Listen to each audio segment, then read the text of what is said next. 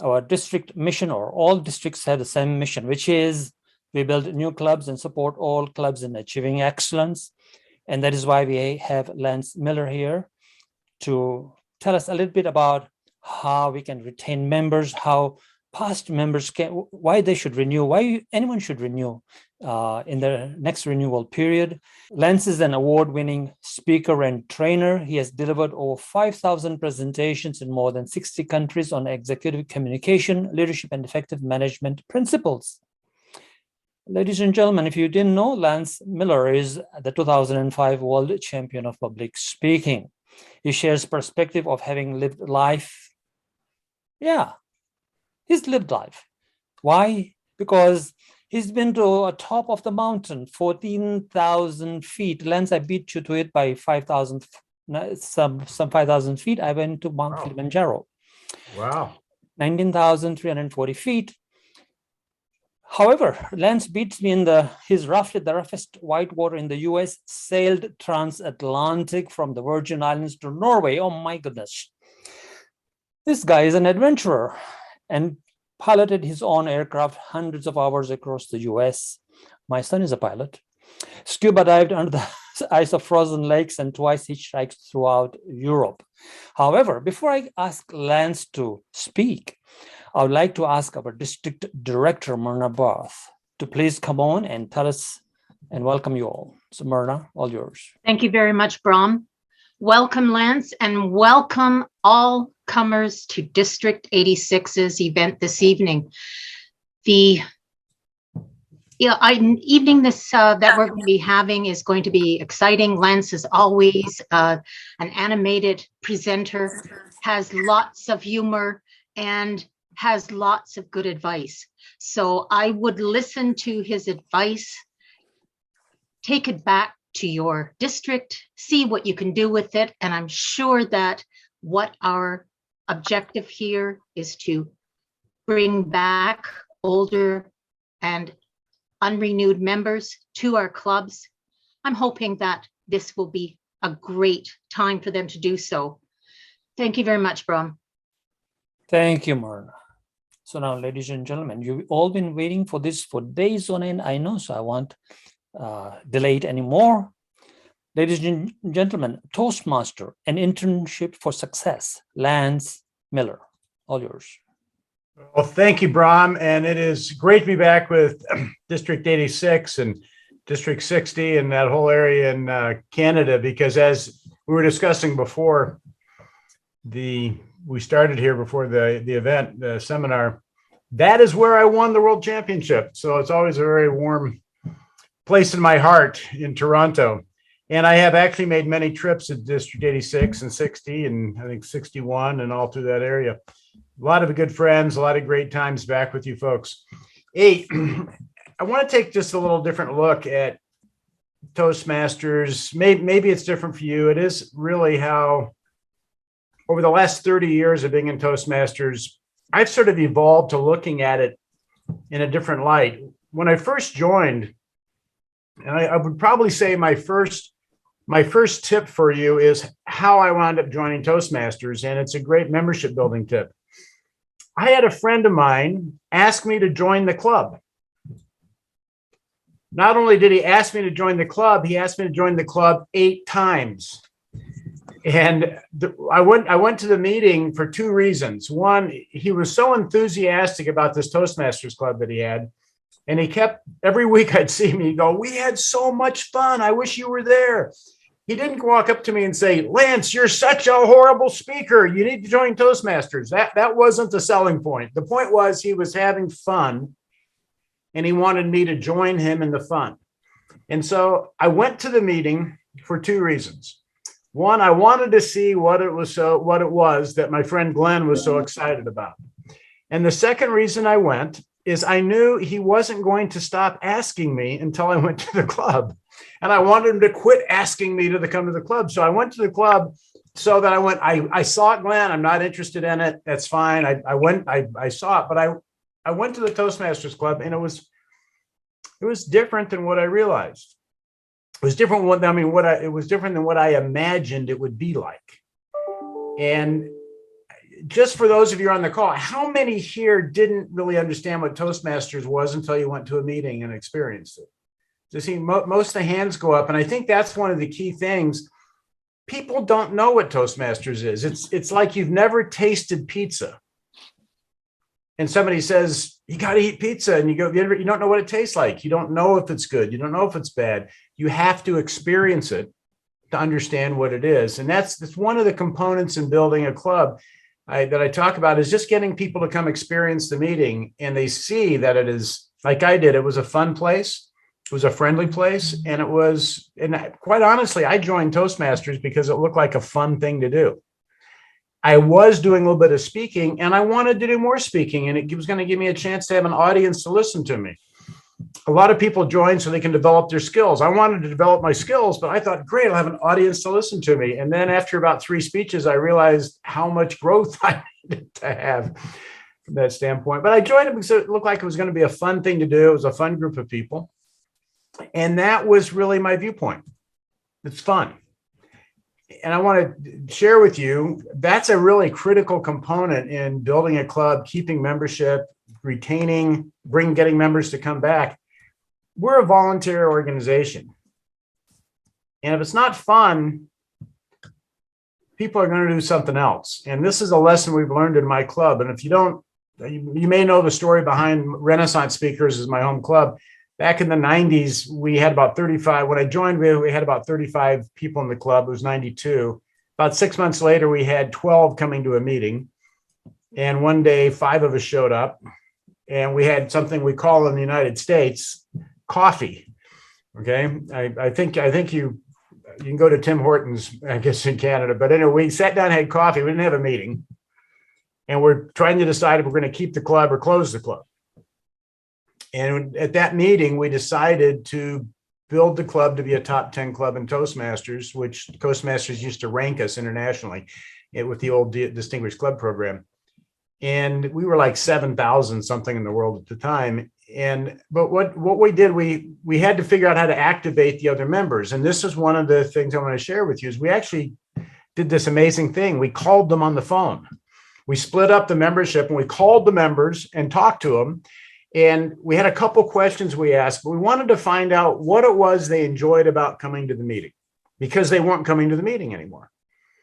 We didn't ask, why aren't you coming to the meeting anymore? We said, what is it you like about the club? And the number one thing they told us that they liked about the club was they like to have fun. And the number 2 reason they liked the club is they like to see their friends. And the number 3 reason that came up is they wanted the improvement of speaking and leadership that Toastmasters offered. And we realized immediately why we were having problems with our club. We weren't fun and friendly anymore. We had 2 presidents in a row that were not fun and friendly. One of them was very draconian, all of his management, his leadership. He was fining people, and he made speech evaluation pass fail. And so if you didn't feel the speaker passed it, they had to redo the speech until they got it right, and then they could go on to the next level. So we would have people doing icebreakers 2 and 3 times until they got their icebreaker right, and they could go on to the next speech. And this isn't Toastmasters at all. And we had people quitting the club and all sorts of stuff. And anyway, it wasn't fun and friendly, and that's why our membership was dying. And we actually wrote a policy, which we have our own club policies that we write. And the number 1 policy in our club is we have to maintain a fun, friendly environment, because we see as soon as the fun comes out of the club, members stop coming. So that was the one thing. But I joined, it looked like a fun activity. And now, having been in Toastmasters for 30 years this year, and I look at what it's done to my life, I realized that what Toastmasters is for me is a little bit like going to the gym. And if you've ever been out of shape and you said, okay, this January, I'm going to get back in shape. So you join a gym, and you know that if you're going to get in shape, you have to go to the gym regularly. You can't go once every 6 months. You got to go regularly. And I see this with people in Toastmasters where they will come in and do their icebreaker, and they're so nervous. And let's compare nervousness now to being sore after you exercise. Like you haven't exercised in 5 years. You go, okay, I want to get in shape. I'm going to lose 20 pounds, get in shape. and you go to the gym one day and the next day you're so sore you can't hardly walk down the hallway of your house. And if you said, I'm so sore, I'm not going back to the gym for 6 months, how are you going to feel in 6 months? You're going to start all over again because you lost all the gain you got going to the gym one day. And you know that if you're going to go to the gym, you got to go like 3 times a week. And after about 3 weeks, your soreness is going to come out. You're going to start feeling your muscles getting stronger, and you're going to start building those muscles. Well, the same thing's true with Toastmasters. You come in and you're asked to speak and you're so nervous. I hear people go, I'm just so nervous, I'm not going to speak for 6 months. You just lost all the gain you got from doing that one speech. You don't want to do table topics. People don't want to step up and coach somebody, or they don't want to be the table topics master, participate in the meeting. They're hesitant. Well, the fact is, these are the muscles we need to build. And these are speaking muscles. They're leadership muscles. There's a whole array of soft skills that we learn in Toastmasters. And I want to share, I just put this slide together about 2 weeks ago, and I'm going to share it with you here real quick. This isn't what I go over. I talk about what is the personal development we actually get. And I think there's 4 primary areas of personal development. And the reason I want to bring this up to you right now is that I think to the degree that we actually get a person to develop these skills is to the degree they're going to get the benefit out of Toastmasters, and they're going to see the value in Toastmasters. And Toastmasters is like anything else in life. If we're not getting benefit from it, if we're not getting value out of it, we're going to go find something that we're going to get benefit and value out of. So the first area of development is our communication. There we go. Is communication. We learn this through preparing speeches. But I will tell you, I have probably gained as much in my life in knowing how to answer an unexpected question from table topics as I have from learning how to be a professional speaker and a competent public speaker. In the business world, in handling difficult situations, table topics has served me as a soft skill phenomenally well. And don't underestimate that. That is a very needed skill that we need out in the world. We have, being a Toastmaster, you learn communication in front of a group and how to introduce people and how to handle things when don't expect it. You learn listening skills by being, we call it speech. We don't call it speech evaluation in my club. I have coaching on here. Nobody hires a speech evaluator. They hire a speech coach. And so our idea in our club is we want to coach you to be a more competent individual. I can evaluate you and I can tell you that your hair's messed up and you're overweight. And I didn't do any good at all, but I did evaluate you. The idea is to coach a person to be more competent at what they're doing. So speech coaching, you learn to listen. You really have to listen and watch. And as a general evaluator, you have to listen and watch the whole meeting. And as the functionaries, we never hear an awe until we're awe counter. And then you're the awe counter, and now you hear awes, you get whiplash. The grammarian, you have to sit there and listen for great uses of language or incorrect uses. It teaches us to listen in these little baby steps of communication. Even the timing enhances our ability to watch a speech and see how the words are fitting into the time. Okay, so these are soft skills that we're developing to be more successful. And one of the key things I'll get, this isn't about being successful as a Toastmaster, it's about being successful in life, but using Toastmasters to be successful in life. The second area of personal development or soft skills is in coaching. And this is in giving effective feedback to people to make them more competent. And in my life in the business world, a lot of what I do is I train people one-on-one. I'm working with them and I'm sitting down and we're trying to figure out how to make the person more proficient at what they're doing without firing them and get somebody else. The coaching skills I've learned in Toastmasters have served me phenomenally well in life. So you learn coaching skills, again, by being the speech coach, by being a general evaluator, and by being a functionary. Because a functionary, you still have to report on the aspects of how the person, the awe counter, the grammarian, you're still giving people feedback on that. And if I know in my life, and I think the same is probably true with you, if you look at the people that really impacted your life a lot, it's probably people that helped you become better at something. And I think this is really one of the final products we get as Toastmasters, is not an individual who themselves is a competent speaker or a competent leader, but an individual who can create in another person, can help another person to be a competent leader and a competent speaker.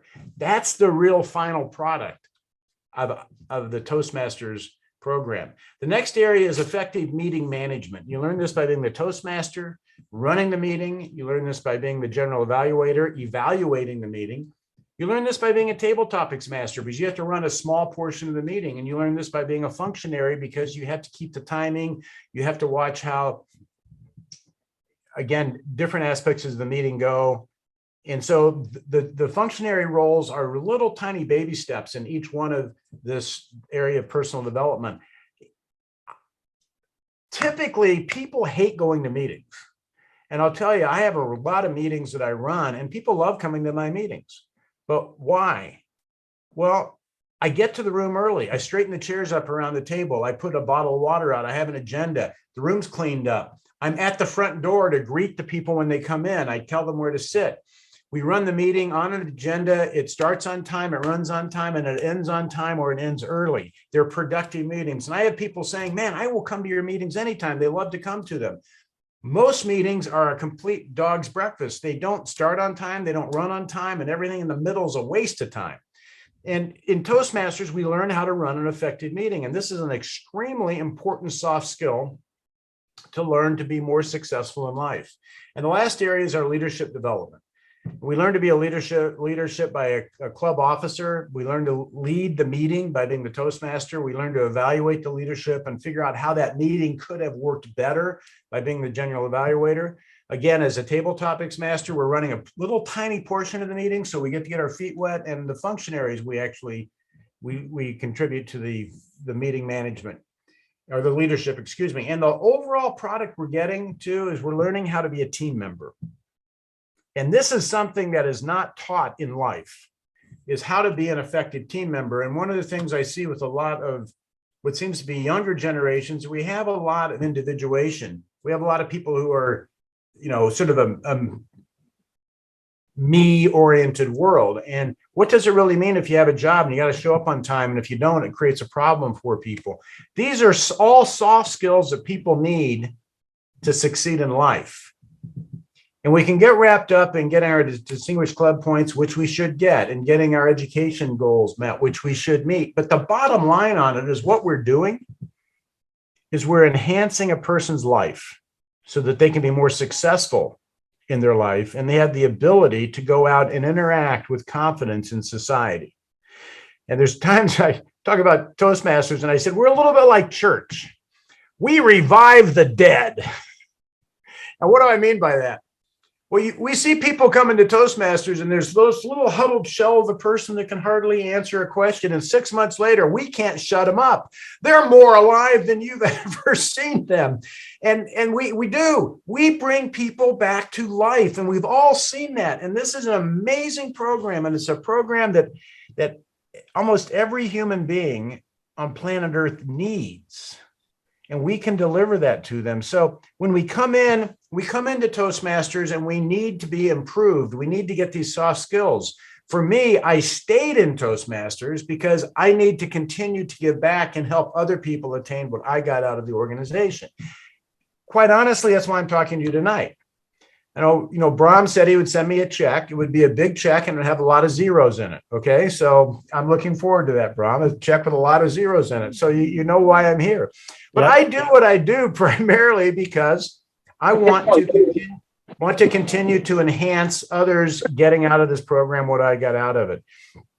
My life, I don't know what path my life would have had if I hadn't joined Toastmasters, but in building my club, the answer to, I was telling you, we wanted to be a top 10 club. In 1999, we started in 1995. In 1999, we were the number 4 club in Toastmasters. We had 95 members. We had 57 education completions that year. It's a huge win for the whole club.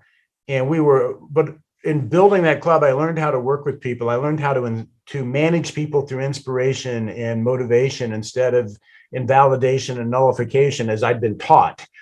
And I learned the importance of figuring out things for myself and coming up with solutions that weren't in the book. Because in order to build the club, we had to go way beyond what the Toastmasters manual was. The Toastmasters manuals gave us the basic tools to work with, but they didn't give us the fine-tuning aspects that we needed to keep our club winning and keep each and every member advancing in the club. And what built the club, quite honestly, and this is why I want to come back to how do you retain members? How do you keep them? We were having this struggling time when our club, and when we wanted to be a top 10 club, we went to every member and we needed them to complete a speaking level every year because we wanted the points. So the 5 of us put this little plan together, and then we get the club to buy off on it. Not everybody wanted to do it, but we started. We got enough mass in the club, enough people that were willing to do it. So we went to everybody and said, complete a speaking level every year. So we got the points and we could go up on the rankings. Here's what surprised me, and this is why I'm so adamant about this whole concept of personal growth in Toastmasters. We asked people to do 10 speeches a year. And as I said, we did it because we wanted to get the points for the club. But what happened was when they started speaking frequently, they started keeping the gain from each speech they made, and they started getting better and better, and their life changed. And they became more competent, and they became more confident. And they got what I call the twinkle in the eye in Toastmasters, and the spring in the step, and they carried themselves different. And they stood up and they were commanding the stage, and they became enthusiastic about Toastmasters because it had changed their life. And then they got their friends and they dragged them in by the head of the hair and sat them in the chair and said, "You got to see this club. It's the most incredible thing I've ever seen." And once we got our members winning, they started bringing members to the club because they were so enthusiastic about the club. That's really how we built the club. We did a lot of events, we did a lot of activity, but what really built it was getting that individual member to win with Toastmasters. Now, I'm president of my club this year for the 3rd time. And I'll be honest, I didn't really raise my hand and say, I want to be president of the club for the 3rd time. My club's not 95 members now. We were up well into probably over 80 members until about 2010. And clubs have a life of their own. I'd won the world championship. I was traveling around the world speaking. I wasn't at the club very often. Roberta Perry, who's one of the founders, many of you may know Roberta. She's a past international director, and she's been in Toastmasters a long time. She doesn't want me to say. And she's formed over 100 clubs. Phenomenal lady. She was an international director, and she was out of the club. And so we had a lot of the key people in the club who weren't there, and the new people that came in, and this is a thing to understand about Toastmasters clubs, didn't realize the work we did to create an 80-member club, 80 plus members. So they were running on the inertia that had been created. And what happened is our club started dropping down. We're still considered a strong club. I think we're 35 members now. And last year we were number 31 in the world for training achievement. So I think we've been probably a top 50 club in Toastmasters for the last 25 years, something like that. So it's a very strong club that I have, but we're not 95 members. But I came in as president this year because we needed to have somebody. Roberta was president last year. I said, okay, I'll step back in and we're going to run this. We want to continue to build it up. I'd like to get us up to 45 members this year, because I think a good, strong club is 40 to 60 members. To me, that's what a good club is. And that gives you a lot of dynamic personality, a lot of people to speak. It's a little hard. We have a 3-hour meeting also, just so you know. So it's not a 1-hour meeting. Ron came to our meeting for a couple hours. So I think we warmed down on Sunday. He couldn't stay the whole 3 hours. I had to leave. Yeah. Yeah, exactly. 2 hours. But I want to let you know what I did this year. We had 2 things that hit this year or last year that were new for Toastmasters. One of them was COVID, and that totally spun us out. Now we're all meeting virtually. And the other one was Pathways, because we had a training program that we had for years and we knew it. And we have this new program, and there have been a number of issues with Pathways that are getting worked out. I'm not here to do a Pathways presentation. It's what we have, and it's what we need to use. and I'm working on my fourth level 5 right now. I can't tell you how proud I am to tell people that I'm a level 5 in Toastmasters. So on that, that's all I'm going to say about it. But what happened in the club is that we had a club culture that we wanted every member to do a speaking level every year. Now, a speaking level was 10 speeches. So it was really easy to go do a speaking level, and they do their 10 speeches, and then we figure that out, and we always kept our points going really high and the education achievement going. We kept our members winning with Toastmasters because we were working on that. Pathways threw a wrench in that because you can't do just 10 speeches because every level's different speeches, and can you get through a level 2 or where are you on it? So what I did, again, one of the big things I've learned in Toastmasters, which I never learned in school, was how to figure things out for myself. See, I went to school for 12 years and then another 4, so for 16 years, and I got to study what other people figured out. And in school, they never taught me to figure it out for myself, study what somebody else figured out. So I looked at the club and I said, I want everybody to get the benefit of the Toastmasters program this year. Now, what is the benefit? Well, I went over the personal development, communication, coaching, meeting management, and leadership. I want them to develop those soft skills in the club this year. So I called and emailed each member individually. I didn't send out some blast talking to everybody. I called each one of them individually and talked to them. And I put together a program called a Competent Renaissance Speaker. And what it consists of is 10 speeches, 10 coaching times. So you give feedback, you do be your speech evaluator 10 times. You're the 5 functionaries once each, so timer, ballot counter, grammarian, all counter. We have what's called a chuckle master. You have to tell a joke. And then your Toastmaster, general evaluator, and table topics once. So that's 28 meeting assignments for the year. And I talked to every member and I said, I want you to get the benefit out of Toastmasters. And the way you get the benefit out of Toastmasters is to do the program. And I had all the members in my club except one agree to do it. And there's always one anyway. And because of that, our meetings are filling up and people are pushing themselves to get through. They agreed that they would do 10 speeches. I don't care where they land in pathways. They may be a level 1.5 by the time they're done. I don't care. I just want them to do 10 speeches. So they do 10 speeches, they're going to get the benefit of speaking. I want them to coach 10 times. Why? Because if they coach 10 times, they're going to become a more competent coach. I want them to be the functionaries so that they learn to listen and they contribute to the meeting. I want them to run the meeting so they get their meeting management skills in and they get their leadership skills in on those components. And so I put that in. And I will also share with you, I had a couple older members that were very adamant that they did not like the Pathways program. And I had 4 members that did not want to speak anymore because they had to do it in Pathways. And these are very valuable members in my club. And they contribute tremendous amounts of knowledge and experience to the younger members. They're wonderful coaches, and they were feeling somewhat disaffected in some way because they weren't, they weren't in, in harmony with Pathways. So the deal I made out with them was I said, look, I want you to get the benefit of the Toastmasters program. Why don't you speak out of the Competent Communicator Manual? We'll count your speeches as Pathways program. Just work with the Vice President of Education. I want you contributing to the club. I want you benefiting from it. And they were thrilled to have that option given to them.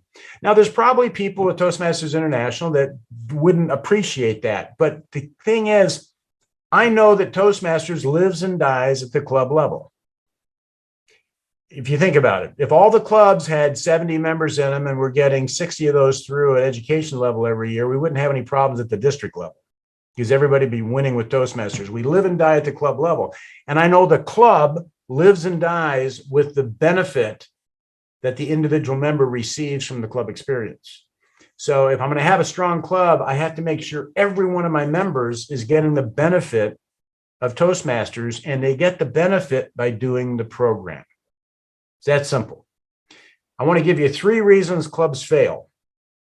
I have stories behind all these, and we're about at a half an hour mark right now. The first reason I've seen that clubs fail, the reason my club was failing back in 1993 when we decided to start turning it around, took a year to get it reverting, okay? But the reason that my club was failing was that nobody owned the club. And what do I mean by that? Nobody owns the club. When you have a business, somebody owns it. So when there's a problem, somebody solves the problem or the business is going to go out of business. In a club, we come into a club, at least I think I did this, and when I do my live seminars, most people give me feedback. That's what happened to them. You come in the club looking at the members of the club and you say, they're more advanced than I am. I'm going to learn from them.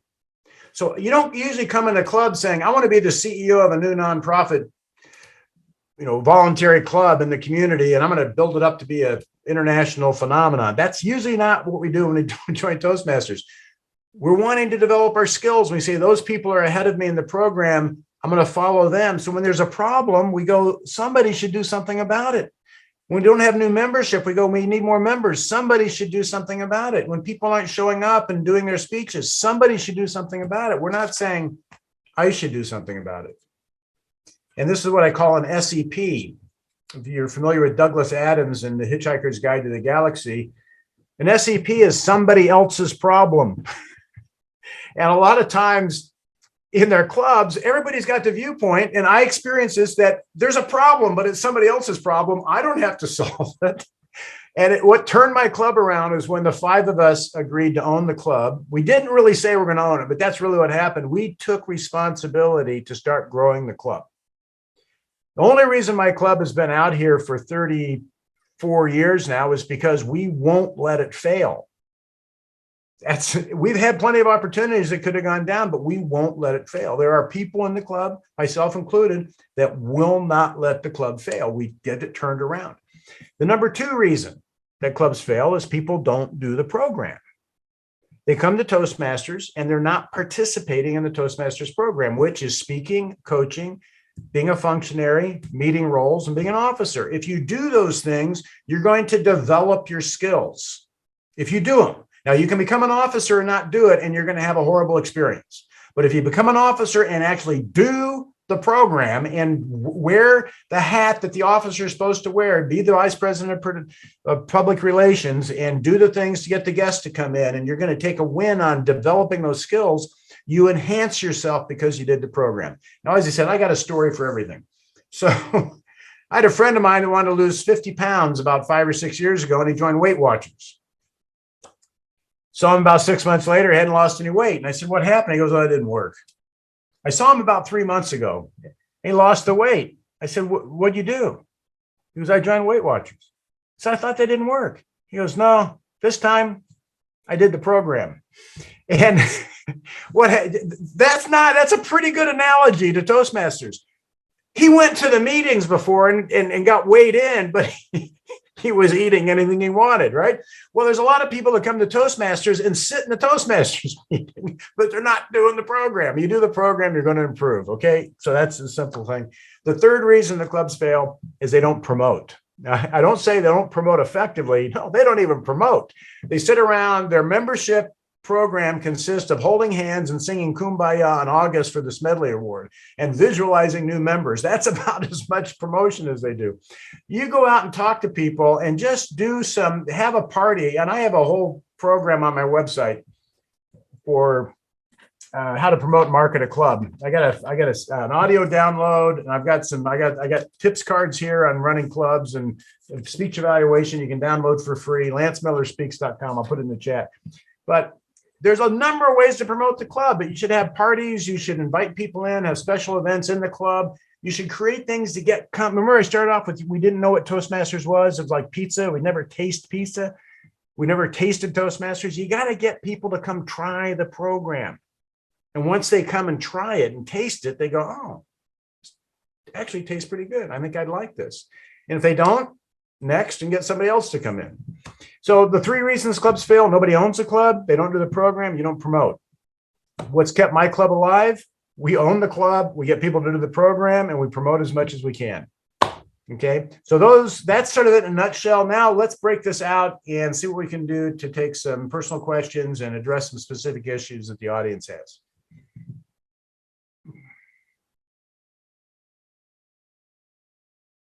You're muted, Brahm. I hear you. I see your lips moving, but.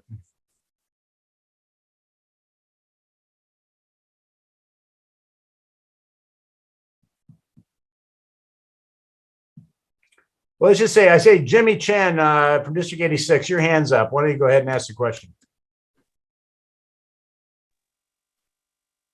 Good evening. Thank you for your talk. I enjoyed it tremendously. I have a question for you. I believe there's a school of thought that said, let the member decide how he or she'd like to proceed. There's no reason to force people or give them a schedule. And so they work better that way. And I don't think I expressed myself well right now, but I think you know what I'm talking about. There's a structure of scheduling people in. There's also a sign-up approach. So what do you think of both? And the sign-up approach, how can one improve sign-up rate on that self-sign-up approach? Okay, so let me just address that. You're in a program, and there needs to be some structure and there needs to be some expectations in the program. And to just say you can come in and do whatever you want, it's not going to work.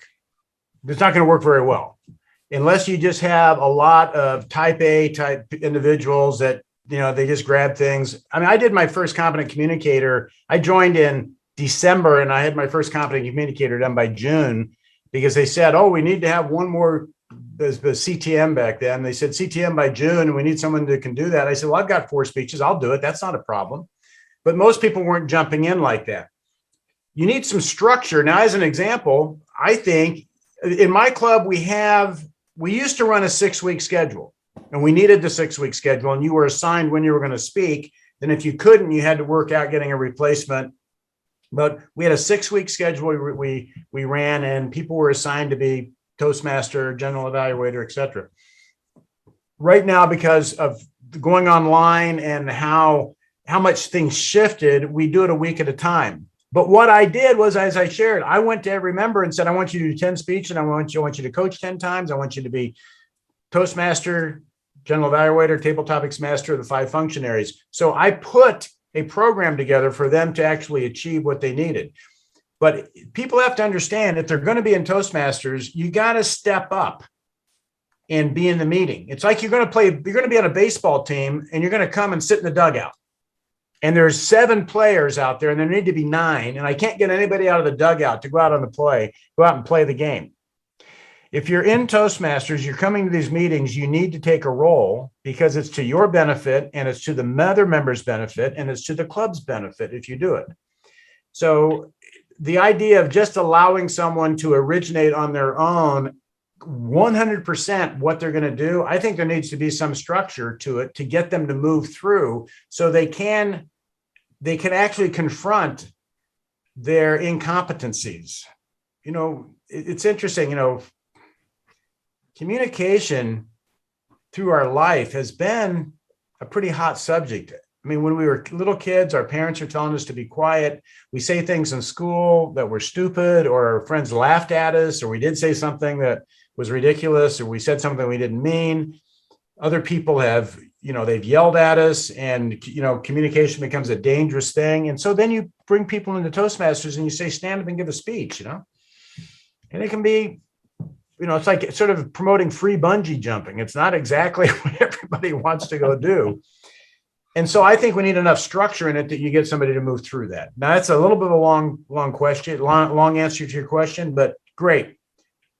Schedule them, have them sign up, but have a program that they've agreed to do so they move through the program.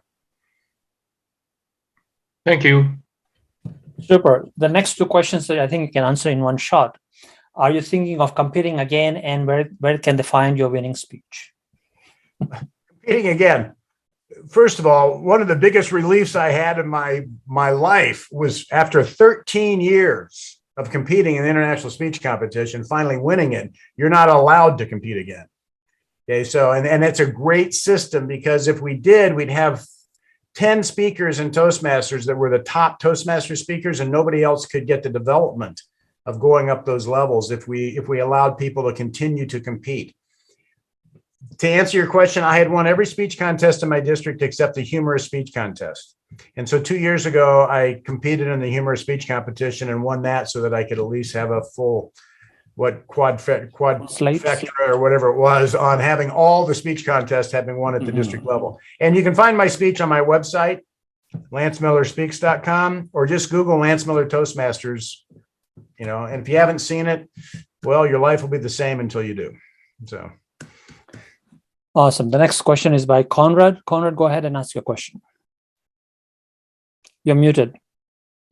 Oh, sure. Thanks so much, Lance. It's a real pleasure listening to you. I belong to a club that has a culture of fun and excellence. And now we raise that at every meeting. We talk about it. And I must say it works very well for the club. But in some situations, I wonder about it. For example, in the evaluation, right? It embodies fun, but sometimes a whitewash rather than excellence. So how can you draw a line from being too much fun and not enough excellence? Sort of a balance. Good like question. Your views. Yeah, good question. Let me address that just a little bit. There's a difference between fun and funny. First of all, fun is productive. Fun is growing. If you look at what's really fun, improving is fun. Being productive is fun. Having things work properly is fun. And you have a lightness about what you're doing. But we've had people in the club that just tried to be funny all the time, and that is not always productive. And with what you're talking with speech evaluation, we take part of your club culture, and this is what we developed in my club, was excellent speech evaluation. We used to watch, we had a group of us that we would, as we were evaluating speeches, we would try to outdo each other with the excellence of our speech evaluation, with really identifying what the person needed to do to improve their speaking and not just whitewashing them. And this is it's a difficult, speech evaluation is probably the most difficult skill set we learn in Toastmasters, because you have to know what the speech should be, see what it isn't, see what you need to do to move it to make it what it should be, put a speech together that's 3 minutes in length, give it to the audience and the speaker, and inspire them to do better in life. That's a big challenge. But one of the things I would talk about is that I think it's the role of the president primarily, and the vice president of education. If you have people whitewashing speeches, I would talk to them personally afterwards. And if you have specific people, which this has happened, we have specific people that aren't doing a good job of speech evaluation. As VPE or as a senior member, I would talk to them sometimes and say, do you want me to work with you on your speech evaluation? Would you like some help? So they know what's going on. You evaluate the speech, and I'm going to evaluate the speech. Then afterwards, let's get together personally, quietly on the side. You don't want to do it in front of the club. And let's look at what I saw in the speech and what you saw in the speech, because I want to help you be a better evaluator. I've done that with a number of people where I would evaluate, they would evaluate, then I would get with them and show them my evaluation and show them what they missed in the evaluation.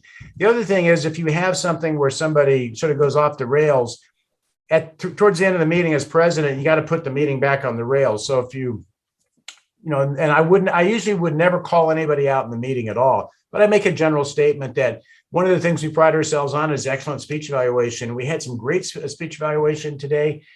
And we always want to make sure we're working to be the best evaluators we can be, just so that you're reinforcing that component. And it's not about being funny. And I've been to 80 districts multiple times, and I have seen so many district competitions, and I've seen district speech evaluation competitions that I thought were humorous speech competitions. Then the district, it was who could be the funniest evaluator was the one that won. And you're doing a huge disservice to the membership and to the individual being evaluated when you do that. I hope that gives you some focus or some tools to work with on that concept. But very good point. I've seen that over and over in clubs. Wonderful. Thank you. before we bring the next speaker on, RJ, can you put your video on? I'd like to ask you a question myself, is how often should one get stage time to speak? I think for me, it's a minimum of 10 times a year, but it depends on how many speakers there are. There's a whole formula we can look at very simply. How many, if you meet once a week, let's just do some simple math. You do once a week, you're basically going to have 50 meetings a year, 52 weeks in the year. You're going to have a couple weeks, elections or holidays, you're not going to meet. So let's say you have 50 meetings a year. And let's say that you have 4 speakers per meeting. So that's 200 speaking slots in your Toastmasters year. And so how many members do you have and how many do you need to fill each meeting up? You start to do the math on that, which we've done. But we try to get people to speak every 4 to 5 weeks. Is what we attempt to do. Rule of thumb, yeah. Yeah. All right. Thanks. RJ, your question. Yeah, sure. So sure. Like I said, I'm trying to build a club.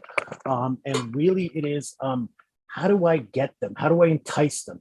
New members, where am I looking for them? I know I've got about a month or so. And is there a quota on the timeline to get those 20 members? I'm not sure on the quote and the timeline, just because I don't keep up to speed on Toastmaster International rules from that standpoint. Okay. Every club has its own culture and every club has its own sort of geographic area. Is this a corporate club, a community club? What type of club is it? It'd probably be a community club. Yeah. Okay. Community club. And every community, well, I'll give you some examples. Every club services a geographic area around it. If you're starting it virtually, that's a whole different ball game today, because like I have members from Bahrain and Florida and New York and Colorado in my club now, but when we had a physical meeting place, we serviced a geographic area. So there had to be somebody within that geographic area. So what I would do is if there were businesses down the street, I would go down and say, I'm starting a Toastmasters club. Do you know what that is? Talk to the manager or something and say, do you have any people in your business that need communication, leadership training and skills and development? You can, that's an area. I always say, I think you could build a Toastmasters club off going to McDonald's and getting the cashiers and going to the supermarket and getting the stock boys and going to the car wash and getting the guys that drive the cars, because they can't go to college or university and improve their life, but then come to Toastmasters and they can learn to speak and lead and have a whole different career path on it. So it's probably getting a couple key people together. And then one of the things I've seen done too is having a party where you get 30 people together and you have a little mock Toastmasters meeting and a few things and show them what's going on and invite them to start the club. RJ, I have a audio lesson on I'm not trying to sell you anything, it's $20, but I have an audio lesson on my website on how to promote and market a club. It's got 6 ways to drive membership into a club, and all of them would work in getting members for a new club. But this is one of the things where you've got to figure it out for yourself. And I would say, let's just take it out of the Toastmasters context for a second. Let's say you're on a reality TV show where they say, okay, your assignment is to go start a communication leadership program. And whoever can put the leadership and communication program together in the next week, and they got 30 members in their program and they've got these people signed up, it's going to win $1 million. Or you get to stay on the show and you go, oh my God, I got to stay on the show. And these other people are, how am I going to do this? I'm going to get real smart. I'm going to figure out how can I do it? That was the attitude we took with my club when we wanted to build it to a top 10 club. That was the carrot we wanted was the top 10 club position in Toastmasters. So we were figuring out how can we get more members? What can we do? How can we make the club better? Okay. And one of the things I feel in Toastmasters is that we should have more of an incentive program for building great clubs. I think we should have a world championship of leadership, just like we have a world championship of public speaking. And I've written a whole program up for TI, but that hasn't gone anywhere. But anyway, I hope that gives you some ideas. But the other thing I'm going to say, go to some of the top Toastmasters in your district area, people that have been very successful, pool them together, get some ideas, put a little mastermind together. But this is the brilliance of Toastmasters. It's just like I was talking about. where else do you get to learn how to start something from scratch and make it successful? And you make this club successful, you now have a notch in your belt of success that you can go to a business, and this is what I did. You have increased confidence, and I figured out how to overcome those barriers. And that's what this game is about, is doing it. And my recommendation is, yeah, make it a great success, and then you'll start to see more success in your life, and the members in your club will see more success in their life because they're a member of the club. Thank you. Next is, sorry, go ahead, Lance. Did you finish? All done. All right, Parveen, go ahead. Lance, it was a great presentation. Thank you very much. A couple of questions. We find when there's a club with under 20 members, it's usually the same members that show up every week and take roles. There's a few members that don't turn up. How do you entice them? How do you entice the members that aren't there to show up? Is that it? Yeah. Well, like I was saying, what we did, we got on the phone and called them.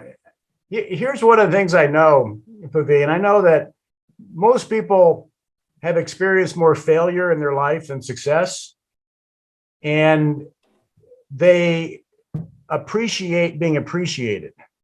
And most people can use more being loved in their life.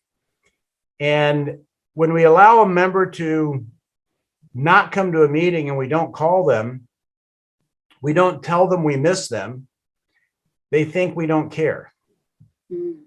And if people know that we care, they'll come to the meeting because they don't want to disappoint us.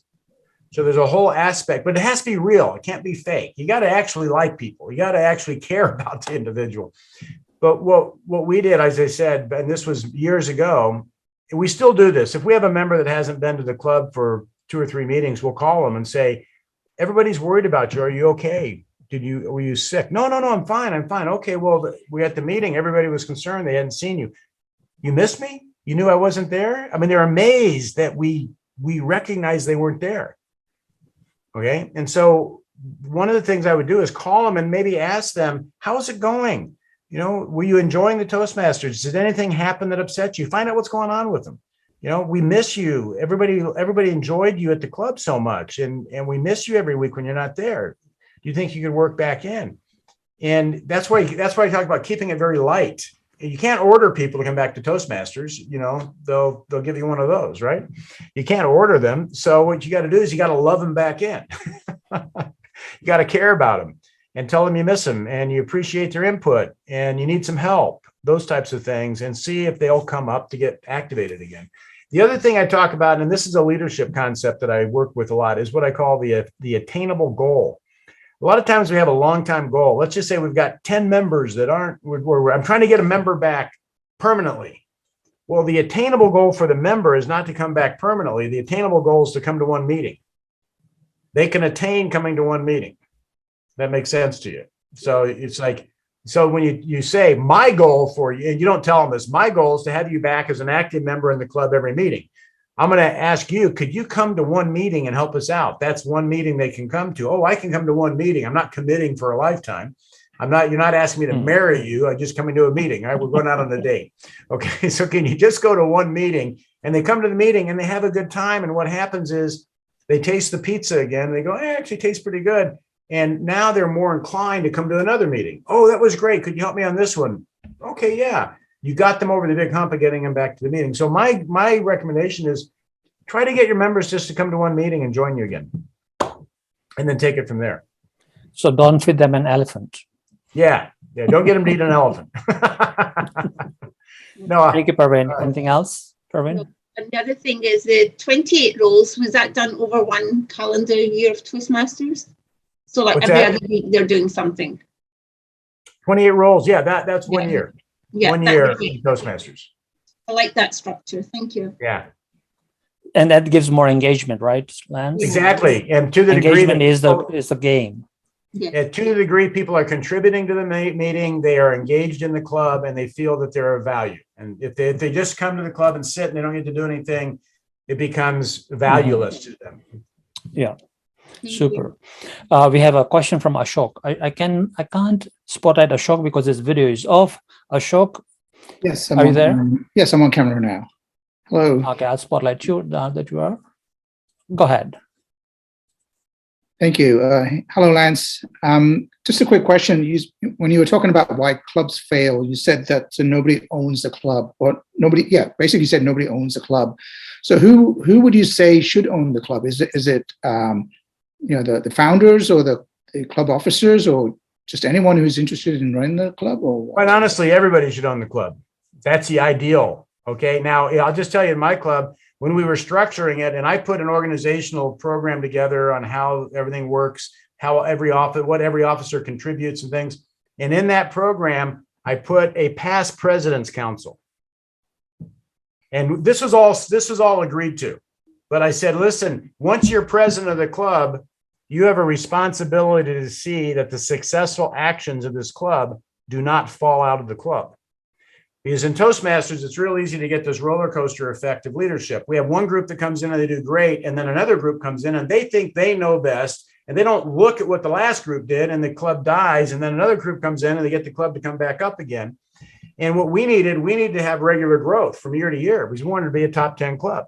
So we wanted to keep the successful actions in and not repeat the unsuccessful ones. So we really started watching what we did, and we started recording what was successful.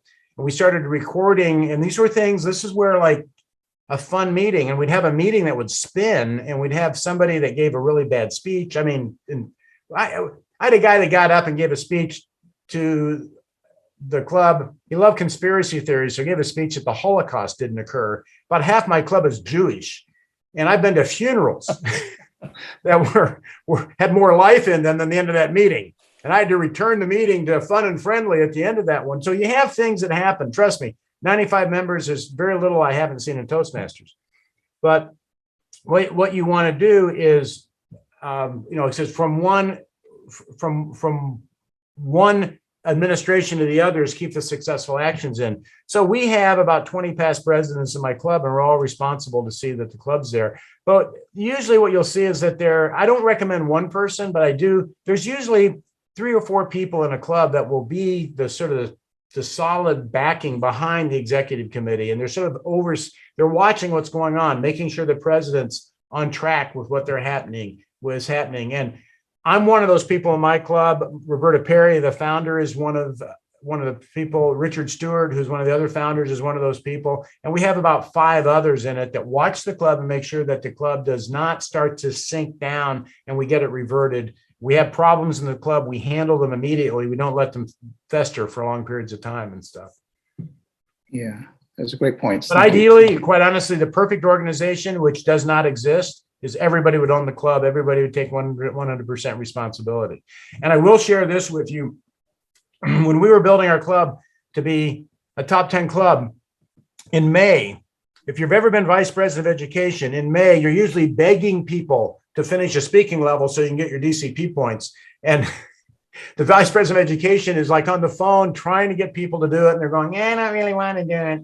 I don't want to be pushed to do it. I want to do it when I want it. I have a tendency to just want to slap those people. But anyway, here's what happened to my club. The members are calling the vice president of education going, you haven't given me enough speaking slots to finish my CC. I'm not going to be responsible for this club not being a top 10 club. You find me speaking slots. We went to double meetings the second half of the year just to get all the speakers in because the membership was demanding to get through their speaking levels so we could win as a club.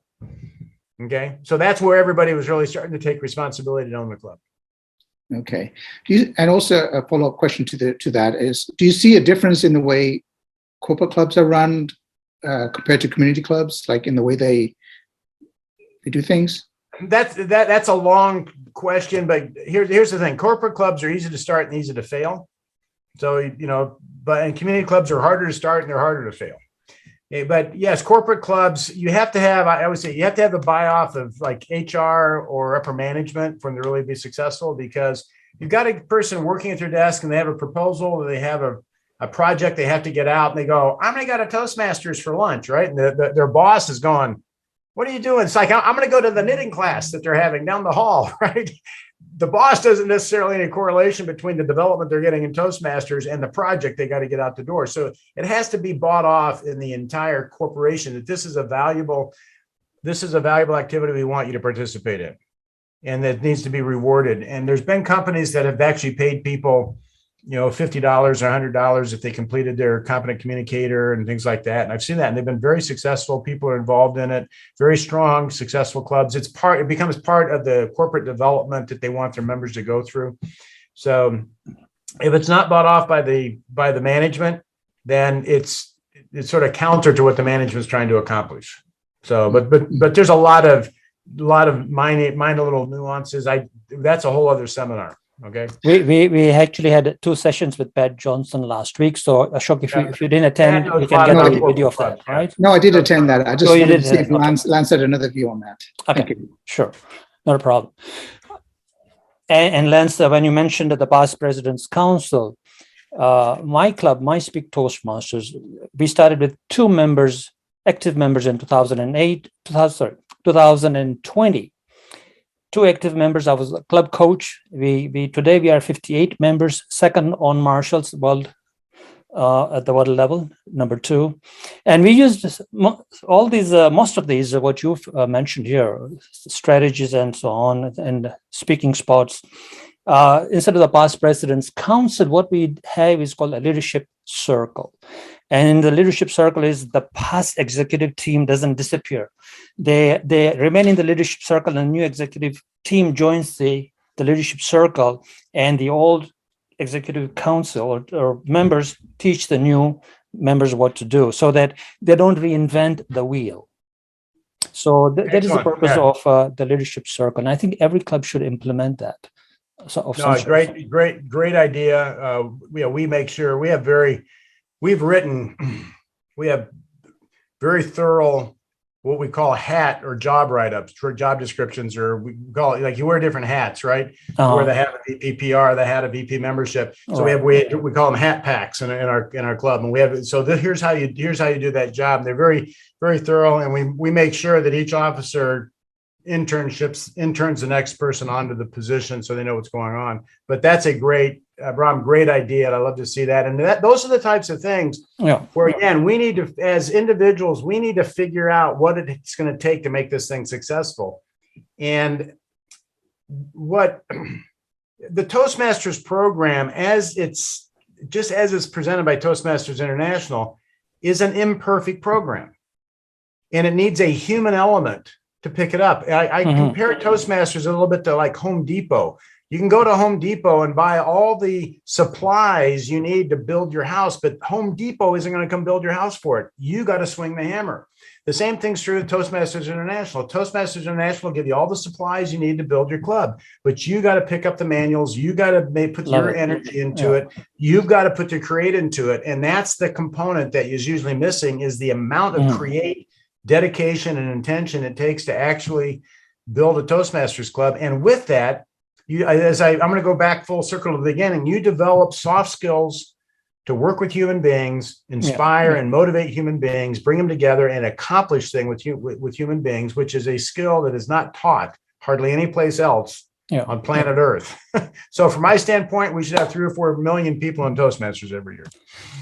And there's one word I use in my club, and that is connect. That's it. Connect, which means to connect with people you genuinely care about them. They know that you have their best interest at heart, and when they see that, they get inspired and they keep coming back with that. Here's a tricky question for you. Careful how you answer that one. Do you recommend all clubs go online? It's up to the club. If your culture and you have a strong club that's not online, I think clubs need the autonomy to figure out what they need to do to be successful. I also feel districts should have the autonomy to feel what they need to do successful. If they want to have a fall speech contest, they should be able to have a fall speech contest, but I digress. But I don't think a club has to be online. I think one of the benefits of the whole COVID deal is it has forced us into online presentations, which is a great wave of the future. And it has given people an opportunity to develop their online speaking skills that they would have never had otherwise. But we've also lost the ability to stand in front of an audience and speak, because it's a completely different set of skills that we would have. But I think each club has its own culture. I think what we will do once we start to go back to live meetings again, and I'm in California, and that might be 2050 before we start doing that. But the way our states run, anyway, I digress once again. We will have a hybrid meeting, because we have members now, like I said, from Florida, from New York, Colorado, from San Diego, from Bahrain, all over the world. So we want to keep that membership in. So we'll have some sort of a hybrid meeting. So yeah, that's the reason why I asked you, is because you have members from everywhere. I mean, in my club, we have members from 14 different countries. We declare ourselves as online. Right from the beginning, we did that. So here's a question from Sharon D'Souza. Go ahead, Sharon. Yeah, actually, you're kind of talking about COVID, and that was my question. We obviously moved to a virtual meeting, lost a lot of members who didn't want the virtual meeting in the beginning, like a year, 2 years ago. So, and now I'm noticing, and I'm also mentoring another club, which is actually, they're all doctors. And I noticed this fatigue, like people are just tired more, it's the depression about going through the pandemic, as well as now, everything is online, Zoom meeting after Zoom meeting after Zoom meeting. So there's this fatigue, and you see that people now have lower energy compared to before, when things were just starting out. It was different. So how do you address that? And how do you keep the membership motivated to continue, whether it's virtual, and stay with the club? Of course, like you, we are eventually planning to do hybrid as well, depending on provincial requirements. But the motivation, how do you keep them coming and committed to doing roles? Vitamin C. No, I'm being facetious. There's I'm in the National Speakers Association here in the United States, and we say Zoom fatigue is another name for bad presentations. Okay.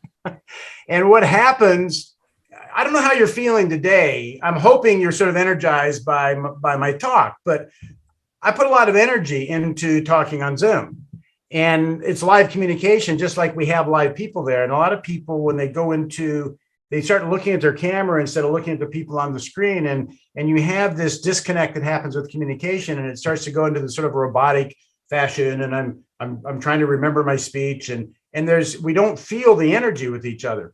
The thing that keeps people alive, and I'll just come back to this when I talk about revive the dead, communication is a huge component to feeling alive. If you can communicate, you're much more alive than if you can't. And we can all know, just emotionally, do we feel more alive or less alive when we're given a timeout and told to sit in the corner and look at the wall? We usually don't feel more alive than we did when we were jumping on the couch to give us the timeout.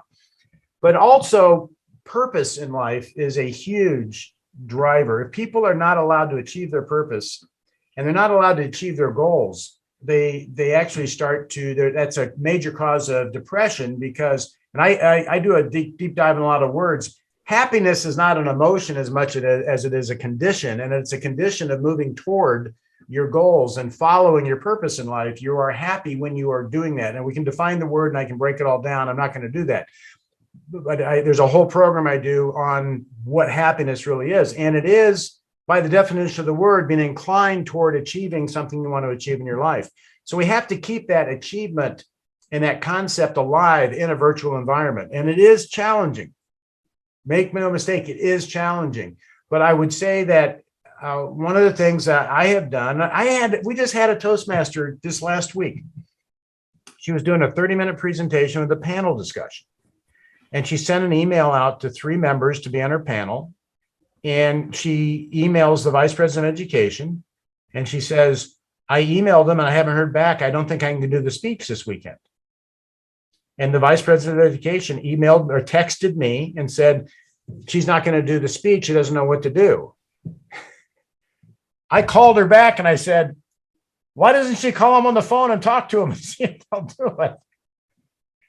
And she called him, and the next half an hour, she goes, "Oh, I got all my things put together." But the reason I tell that story is we get so reliant to, I'm going to text or email somebody, or I'm going to only talk to them on Zoom. Call them. I meet people, for coffee. Let's meet at a Starbucks over here. I want to talk to you about something, and put the interaction. We put a little more effort back into it. But even just a phone call today is something almost exceptional compared to the amount of digital communication we get. So those are some of the things I would really recommend, is increase the amount of communication. And as Brahm was talking about, and I've mentioned, the care factor is just a really major component, that you really like having people around.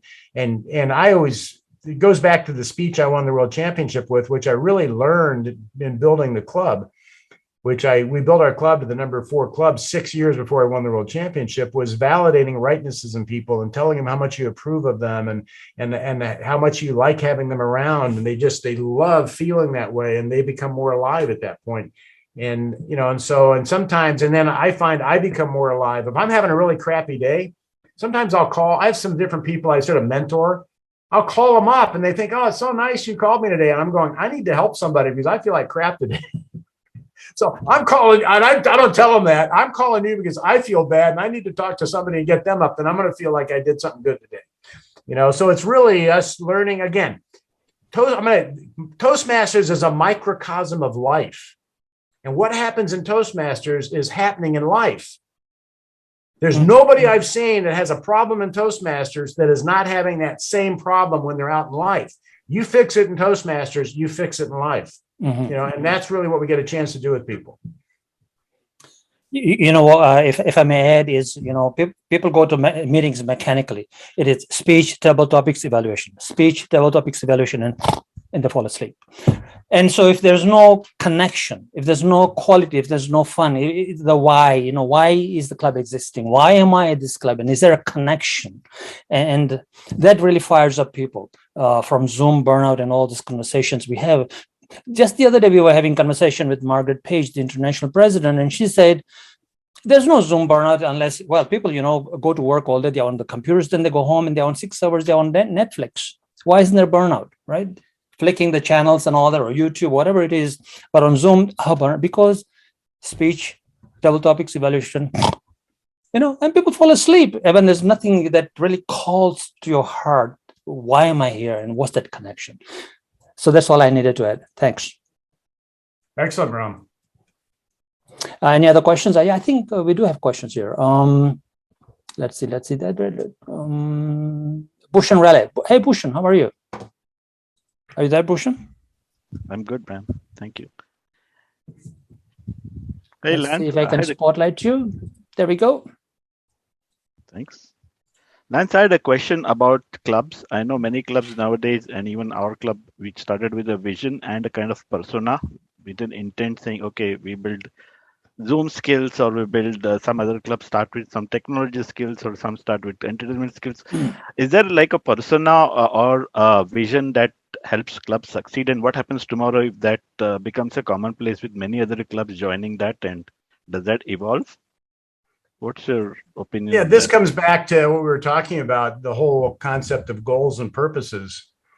And the example I would give with all of us is the month of December when we were kids. There was something we all looked forward to at the end of December, or, most of us, but it was, opening our presents under the Christmas tree. And if you remember what it was like, so all month long, we're excited about getting to the Christmas morning when we can open our presents. And then we have Christmas morning and we are super excited to get up. Then we open our presents, and afterwards there's sort of this letdown because we open our presents. What we have to do is we have to put another goal out there because we just accomplished what we wanted. So what can happen, there's 2 things that can happen is that the goal can fail. In other words, we never get to open our presents and we go into apathy over opening our presents. The other one is we can open our presents and then we don't have that goal anymore. So we need to put the next goal out there. And I always say, growing up in Indiana where I did, it could be 55 degrees Fahrenheit in at Christmas, or it could be 20 below zero Fahrenheit at Christmas. It, you know, the weather was all over the board. So if I got a new bicycle and it was 20 below zero, I couldn't ride my bike. But if I got a new sled and it was 55 degrees, I couldn't go sled. So I would want to put a goal out to go use my sled or ride my bike. And then that was the next thing I'm looking forward to. So with that, let's just look at that as a club. Put a goal out there for the club on so many people getting through a speech level, and you're going to work on the next level. Can you make it to your level 4 now? We want to back you up from that. And if you do that, this is what it means for the club. Or what do you personally want to get out of it? What do you personally want to achieve in Toastmasters? What skill set or competency do you want to build by being in Toastmasters? And that's where I'll talk to people and say, you're doing great. What is it you want to accomplish? How can we help you accomplish your goals and become more competent at living your life? And then you see the person, they now have a purpose for doing their speeches because it's taking them towards something they want to accomplish in their life. And that's again, making it personal and tying it to living. I'm going to repeat what I'd said earlier, but being a Toastmaster is not about being a great Toastmaster. Being a Toastmasters, it's about using Toastmasters to be great in life. And that's what I'm always trying to push people. What do they want to be great in life for? Let's work on those skill sets here. But wouldn't it work both ways, right? For example, you ask the members what they want to be and define the club where it needs to go. But at the same time, members join the club because they realize that the club is going in a certain direction and they want to learn from the club. Totally. I mean, we get more members in our club that want to be a member after they hear the speech evaluation, the coaching. Because they hear the speeches, they thought that was great. Then they saw the coaching on it and they go, holy smokes. They realize, look at the development I can get here with the feedback I get. And that when they see that, but you create a club culture with certain, I've talked about this, certain components. Part of my culture is you do a speaking level a year. Now it's you do 10 speeches a year. We always maintain the fact of the number of people, we're always 10 out of 10 on our DCP points. And, this is part of the club culture that we have on what we expect of our membership. If you're going to be if you're going to be a member, you're going to be active, you're going to do the different roles. This is part of the culture. And then you can tie that into your personal development, and you're going to use that culture to help the person get to personal development. Interesting. Thank you. So culture comes first because there's a club culture, right? That the member was drawn to. And so that connection should be on why the member wants to join this club and what the club provides. And there's a mesh between the two dreams. And that's what is magic. Right.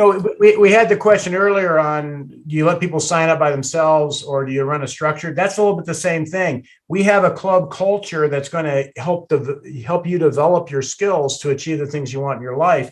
That culture is what does it. If you don't have that, the person comes in and what is it you're joining? What is the channel I'm on? I'm not on a specific channel. Yeah. Correct. Lance, thank you very much. Before we say goodbye to you, I would like to ask Myrna Bath, our district director, to say a few words. Myrna.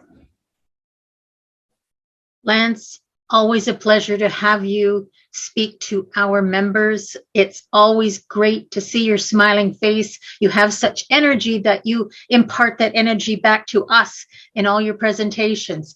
You give us hope, you give us excitement, you give us information to grow on, and it is much appreciated that our CGD Brahm and his team has been able to have you here this evening. So thank you very much and look forward to seeing you in the future.